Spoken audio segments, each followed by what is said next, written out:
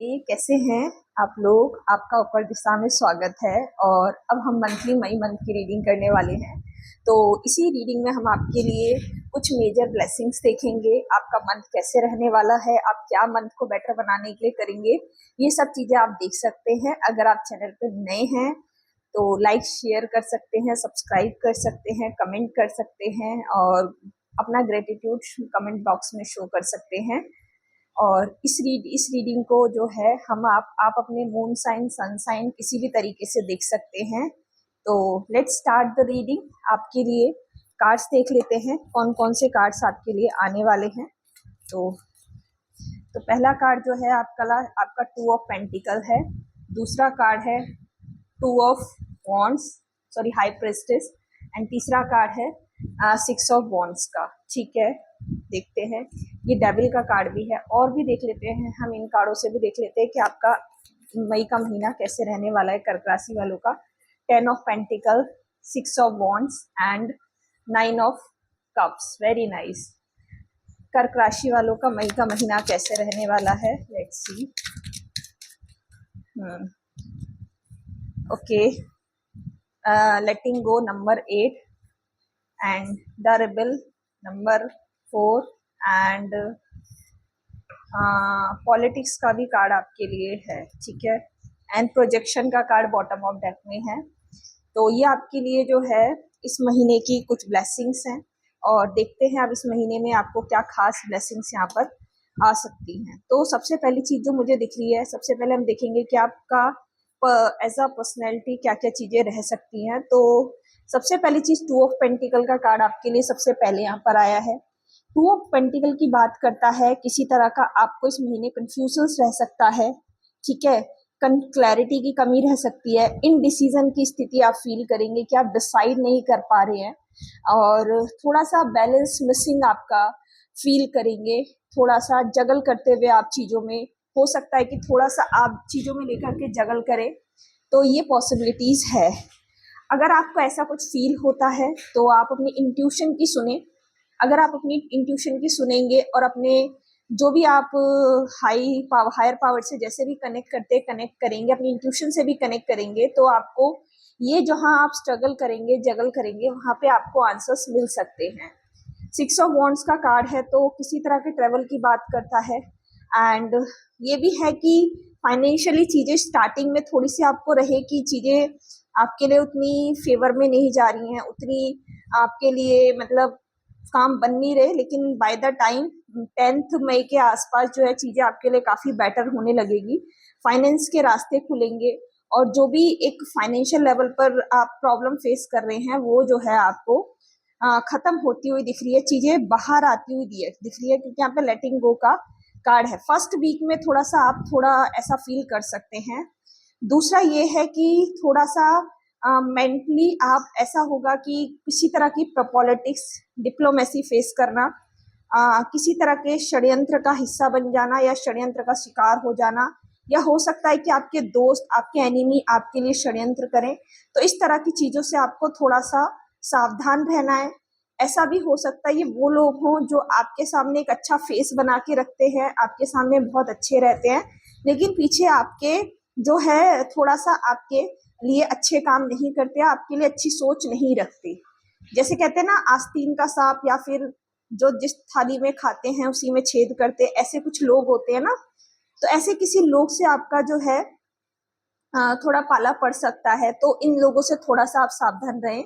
आपको लगता है कि जो चीजें आपको सर्व नहीं कर रही हैं, आपके लिए काम नहीं कर रही हैं, रिजल्ट्स नहीं आ रहा, ये पर्सन हो सकता है, सिचुएशंस हो सकती है, माइंडसेट हो सकता है, ये कोई काम हो सकता है, ये कोई एक्टिविटी हो सकती है, कोई पैटर्न हो सकता है, कोई हैबिट हो सकती है।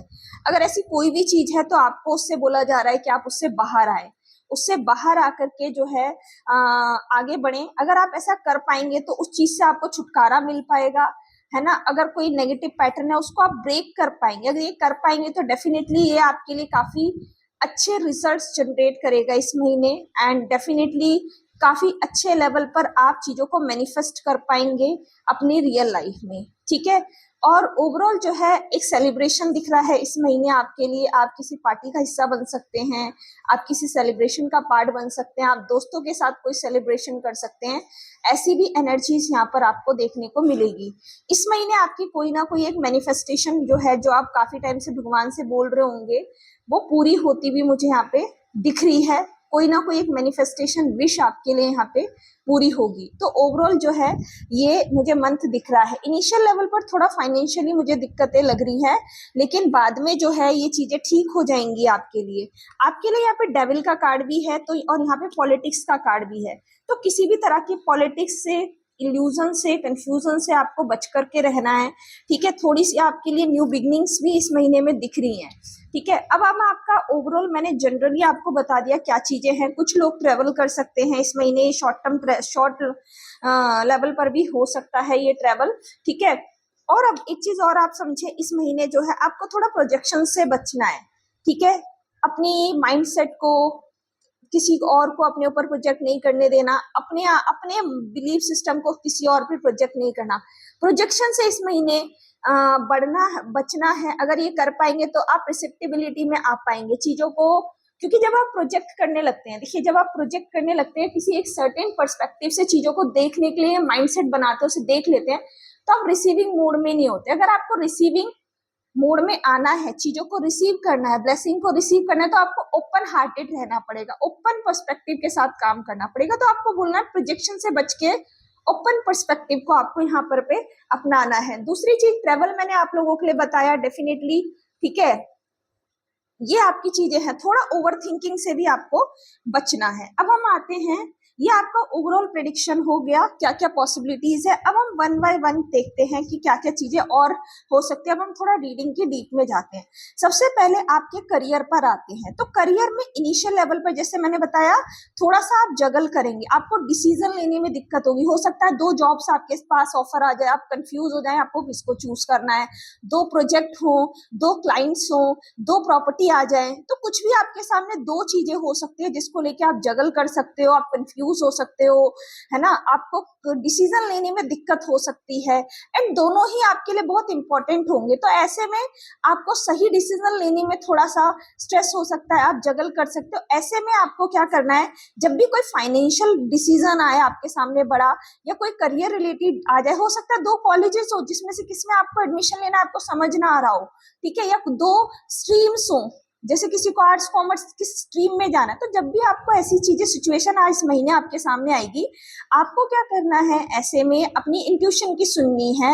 आपको अपनी इंट्यूशन से जब आप आंसर लेंगे तो डेफिनेटली आपको सही आंसर मिल पाएगा, और आप एक सही डिसीजन लेते हुए मुझे दिख रहे हैं। विक्ट्री मिलेगी उस पर्टिकुलर चीज में जो भी आप करेंगे।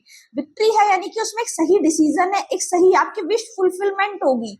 अगर आपने अपनी इंट्यूशन के साथ काम किया, आपको अबंडेंस आएगी और एंड में आपको अच्छे रिजल्ट्स मिलेंगे।